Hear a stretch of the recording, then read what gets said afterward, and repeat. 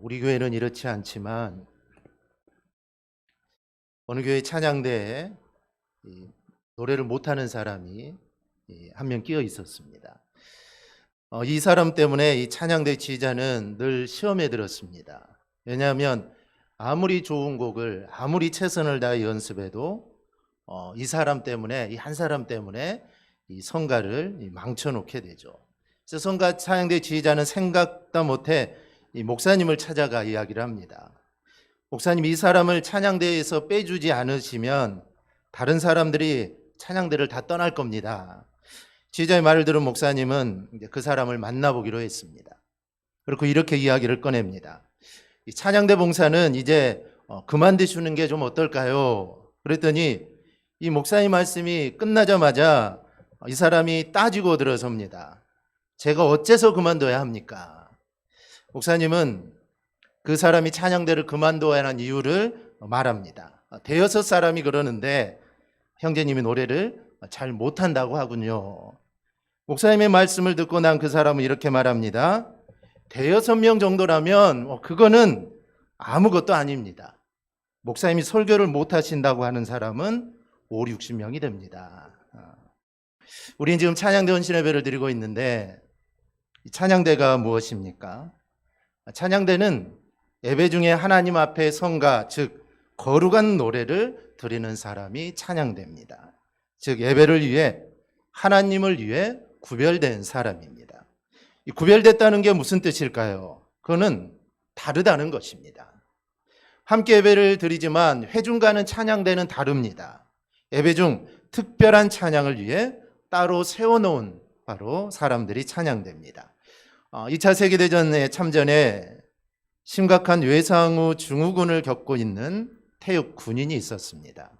흔히 트라우마라고 하는데 외상후 증후군은 심한 충격으로 인해 우울증, 또 실어증, 불멸증, 대인기피증 이런 정신질환을 겪는 병입니다. 이 군인이 겪었던 것은 우울증과 실어증인데 병원에서도 마땅히 해결책을 찾지를 못합니다.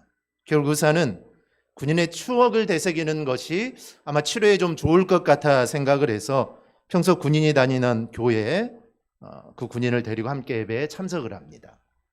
마침 예배당에서는 뜨거운 분위기로 찬양을 시작하고 있었는데 군인이 갑자기 자리에 앉아 찬양을 듣다가 갑자기 눈물을 흘리기 시작합니다. 그리고 잠시 뒤에 입을 열어서 하나님을 찬양하기 시작합니다. 의사는 지금까지 이런 광경을 본 적이 없어 놀라서 입을 다물지를 못했죠. 예배가 모두 끝난 후에 의사가 군인에게 도대체 무슨 일이 일어났는지, 왜 그와 같은 행동을 했는지 묻게 됩니다. 이때 군인이 이렇게 대답을 합니다. 찬양을 듣는 순간 무언가 평안한 느낌을 느꼈습니다. 누군가가 제 마음의 상처를 어루만지는 것 같았습니다. 그리고 저는 그분이 하나님이라는 걸 알았습니다. 그리고 찬양을 하지 않으면 견딜 수 없을 것 같아 입을 열었습니다. 제가 실어증에 걸렸다는 것은 생각나지도 않았습니다. 이 예화에서 알 수 있듯이 찬양을 할 때 우리 몸엔 생기가 넘치고 놀라운 치유의 역사가 일어납니다.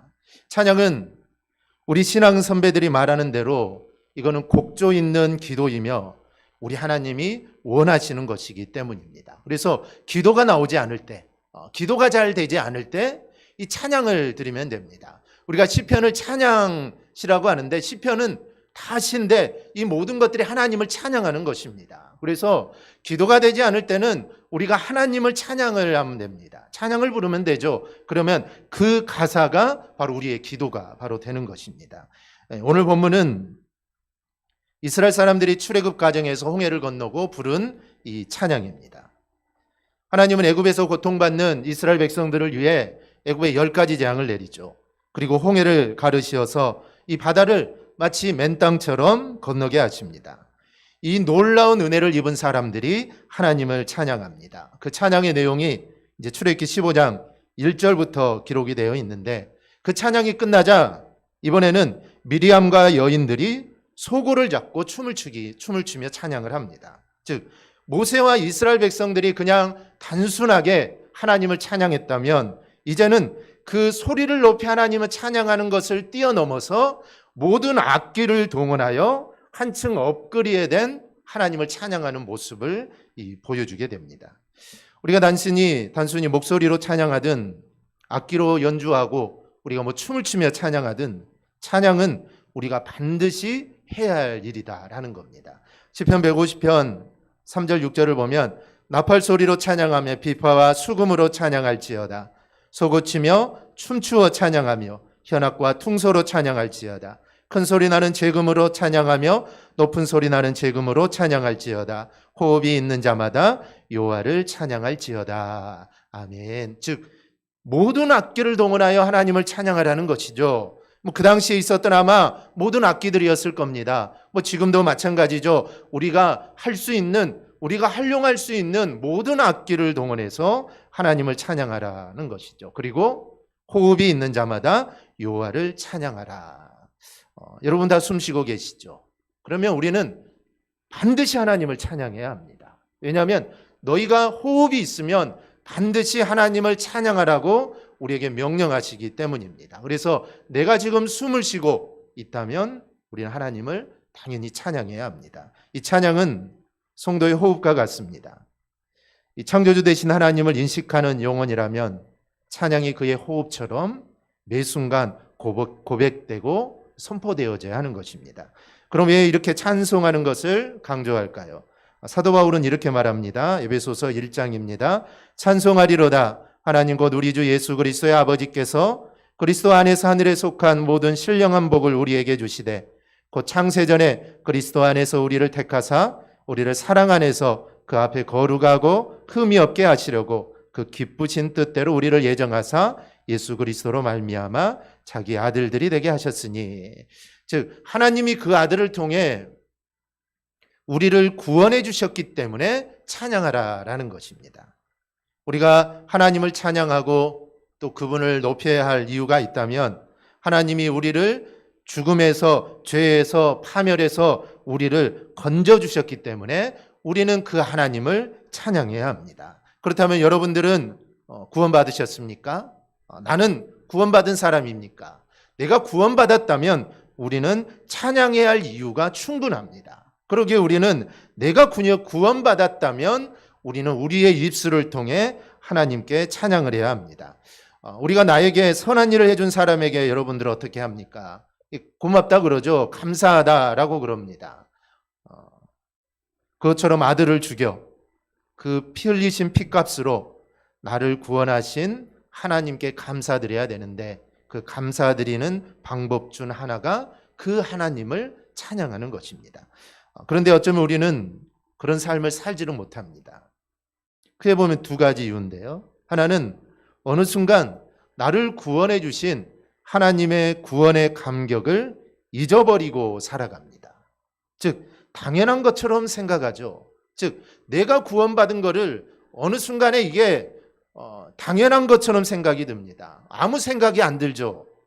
그러면은 하나님을 찬양할 수가 없는 것입니다. 그런데 우리는 구원받을 자격이 없는 사람입니다. 나의 구원은 전적으로 하나님의 은혜입니다. 나의 구원은 전적으로 하나님의 사랑이었습니다. 그러니 우리는 하나님을 찬양할 이유가 우리에게 있습니다. 또 하나는 내가 너무나 세상의 세 속에 깊이 파묻혀 버렸기 때문입니다. 그래서 찬양을 잊고 사는 것이죠. 구원은 무엇이고 하나님의 은혜가 뭐냐라고 말을 합니다. 왜 그렇습니까? 세 속에 너무나 물들어 있기 때문입니다. 즉 너무 깊이 빠져 있어서 하나님을 찬양해야 하고 나를 구원해 주신 하나님께 감사해야 되는데 그게 아예 생각이 나지 않습니다. 일주일간 하나님 생각이 전혀 나지 않습니다. 그리고 주일날 와서 하나님 감사합니다. 이렇게 살아가니 우리가 우리의 삶 속에서 하나님을 찬양할 수 없게 되는 것입니다. 그러면서 왜 하나님을 찬양하냐라고 이렇게 반문하기도 합니다. 하나님은 그런 우리에게 찬양하라고 말씀합니다. 이 찬송은 하나님을 영화롭게 하고 높이고 또 기쁘게 할 뿐 아니라 하늘의 축복의 문을 여는 도구이고 하나님이 주시는 복을 받을 그릇을 준비하는 겁니다. 이 말이 믿어지지 않는다면 우리가 성경 인물 한 사람을 보면 됩니다. 바로 그 사람은 다윗입니다. 다윗은 아마 그 당시 아마도 이스라엘에서 가장 잘생기고 아마 찬양을 가장 잘하는 아마 소년이었을 겁니다. 언제부턴가 사울 왕의 마음속에 악신이 들어갑니다. 그래서 사울을 괴롭히죠. 그래서 내린 처망이 찬양을 잘하는 소년을 불러 찬양을 하게 하자는 겁니다. 그래서 전국에 사람을 불러서 누가 찬양을 제일 잘하고 악기를 잘 다루냐 뽑았는데 그 찾아낸 소년이 바로 다윗이었던 것입니다. 그냥 무작정 다윗이 뽑힌 게 아닙니다. 정말 사람 고르고 골라서 찬양 잘하고 악기 잘 다루는 사람 여러 명 중에서 최고 마지막에 뽑힌 사람이 이 다윗이었던 것이죠. 다윗이 어떻게 했는지 사무엘상 16장 23절에 이렇게 기록합니다. 하나님께서 부리시는 악령이 사울에게 이를 때 다윗이 수금을 들고 와서 손으로 탄즉 사울이 상쾌하여 낫고 악령이 그에게서 떠나더라. 귀신이 떠나갔다는 것입니다. 이후 다윗은 우리가 잘 아는 대로 목동에서 왕이 됩니다. 그러니까 다윗이 출세할 수 있었던 그 첫 번째 조건이 뭡니까? 찬양을 잘해서입니다. 찬양을 잘하지 못하고 악기를 잘 다루지 못했다면 왕의 눈에 들지도 않았겠죠. 그러면 세월이 한참 많이 걸렸을 겁니다. 그런데 찬양을 잘하고 악기를 잘 다루어서 출세의 가도를 걷게 된 사람이 바로 이 다윗입니다. 그래서 찬양을 잘해서 이 복을 받은 사람이 다윗입니다. 우리가 기억할 것은 찬양만 잘해도 복을 받는다라는 것입니다. 그렇다면 우리는 어떻게 찬양해야 할까요? 또 무엇을 찬양해야 할까요? 어떤 찬양이 건강한 찬양이며 또 복받는 그릇을 예비하는 찬양일까요? 먼저는 하나님이 나에게 베푸신 일을 찬양하는 것입니다. 본문 21절입니다. 오늘 21절 우리 함께 봅니다. 미리암이 그들에게 화답하여 이르되 너희는 여호와를 찬송하라.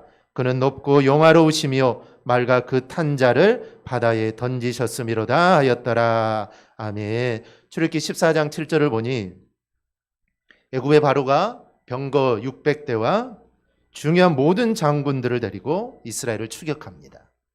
그런데 하나님이 그들을 모두 홍해 바다에 빠뜨려 죽게 하심으로 이스라엘을 구원해 주십니다. 이렇게 하나님이 자신에게 베풀어 주신 일을 찬송하는 것입니다.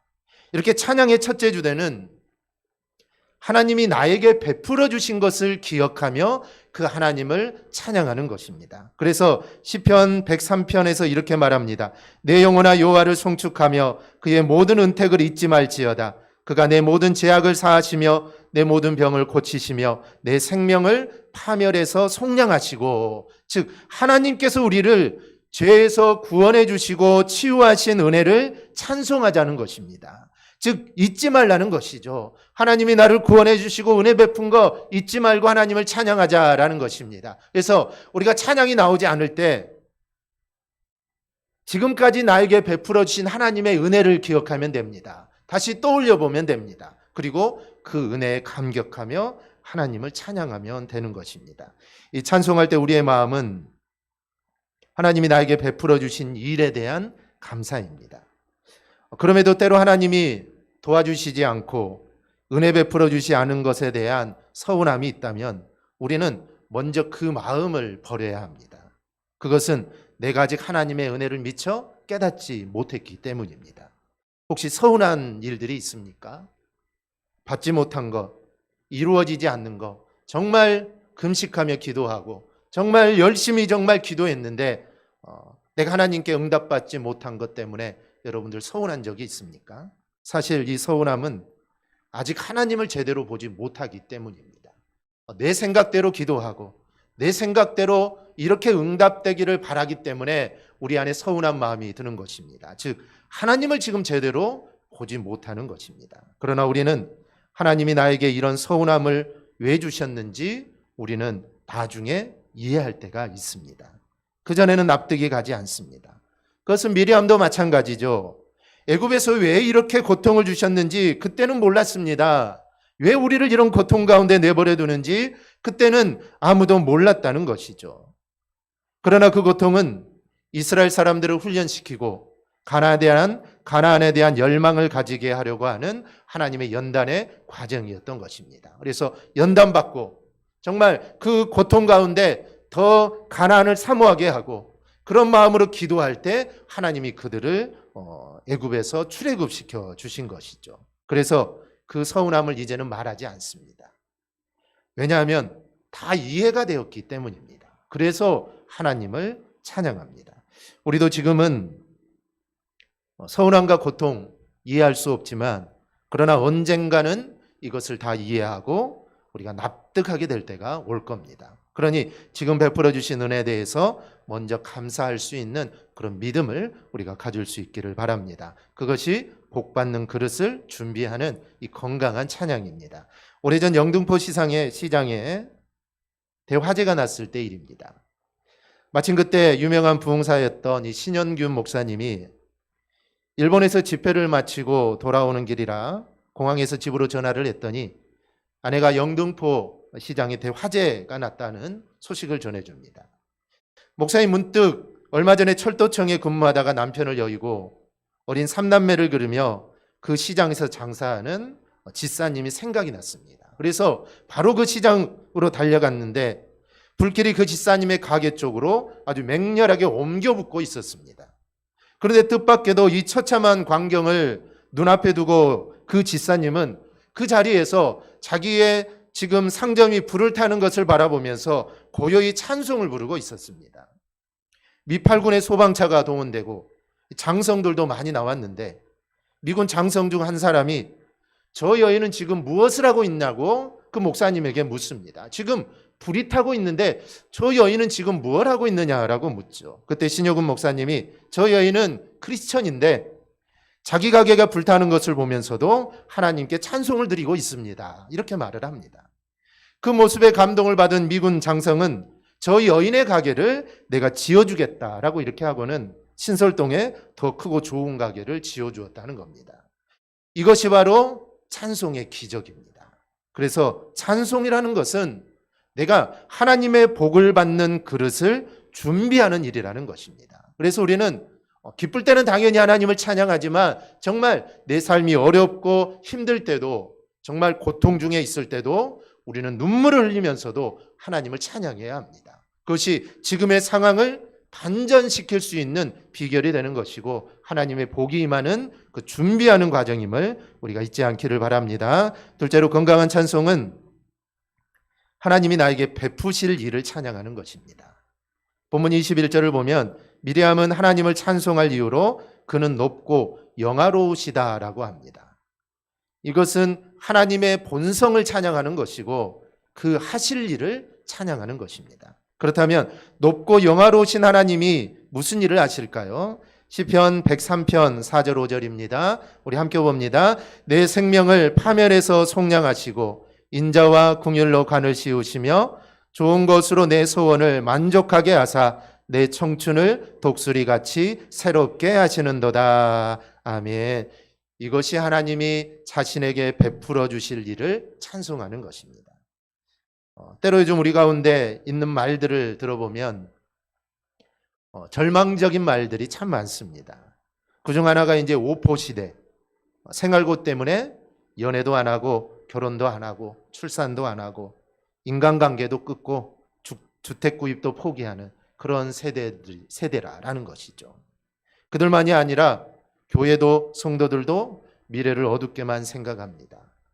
교단 차원에서도 교회 관련된 신문에서도 한국교회 미래를 어둡게만 봅니다. 그러나 우리가 잊고 있는 게 하나가 있습니다.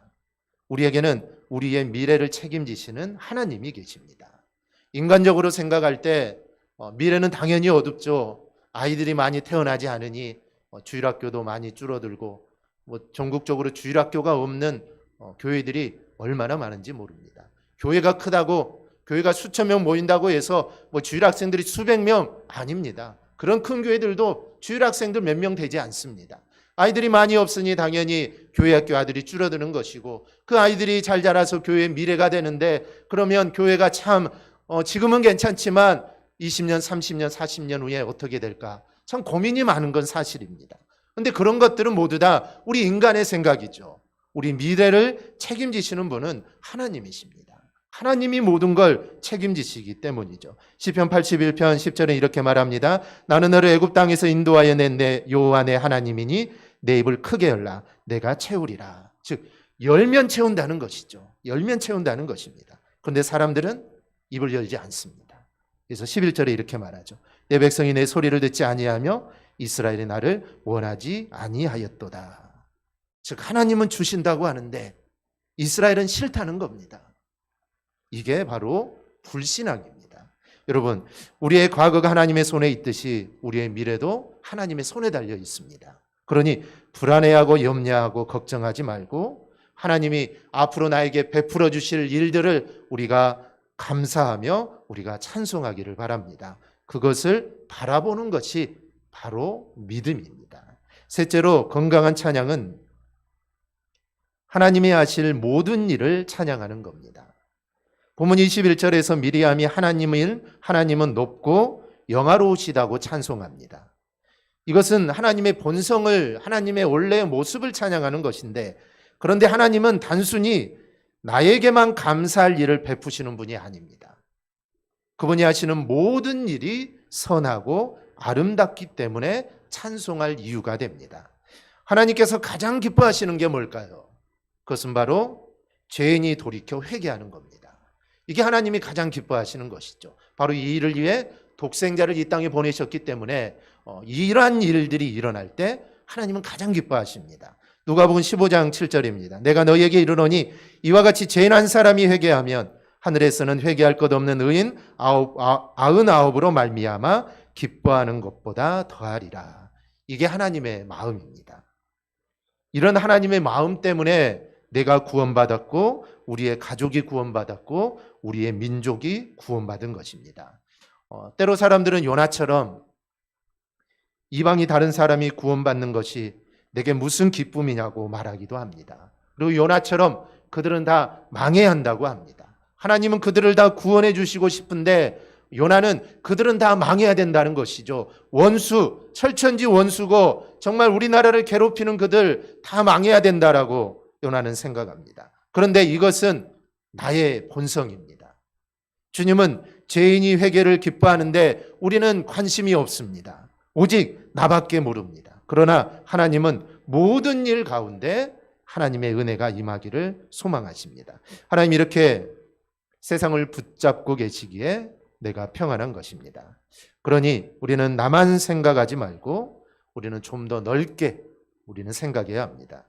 나를 구원하시고 또 가정도 주시고 또 교회를 주시고 나라와 민족을 주시고 그리고 하나님이 그 위에 베풀어 주실 일들을 우리는 생각하며 우리가 감사하며 우리가 찬양하십시다.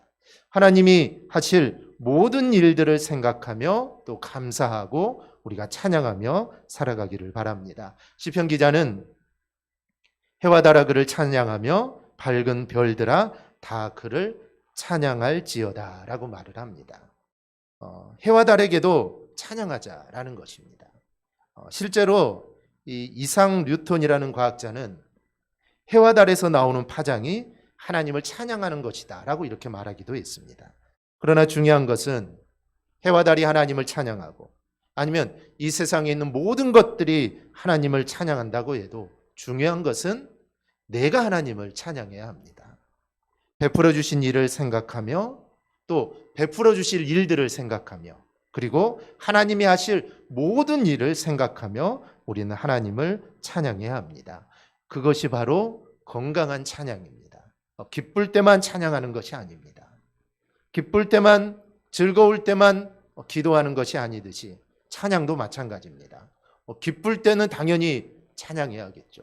하지만 슬플 때 아니면 괴로울 때 아니면 일이 잘 풀리지 않을 때 일이 잘 풀려서 않아서 너무나 괴로울 때 그럴 때도 하나님을 찬양해야 합니다. 왜냐하면 지금은 힘들지만 앞으로 이 모든 문제를 해결해 주실 하나님을 기억하고 그 하나님을 먼저 찬양하는 것입니다. 그러면 하나님이 우리의 찬양을 받으시고 우리의 길을 반드시 열어주실 것입니다. 그러므로 우리는 한숨과 불평보다는 하나님을 찬양하며 우리가 살아갈 수 있기를 바랍니다. 세상의 유행가보다는 유행가를 부르지 말라는 말은 아닙니다.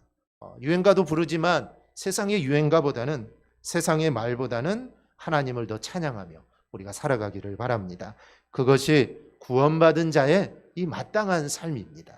이렇게 하나님을 찬양하며 살아가는 우리 에베네셀 찬양대와 그리고 우리 모든 성도들이 되기를 주님의 이름으로 축원합니다. 아멘. 기도하겠습니다.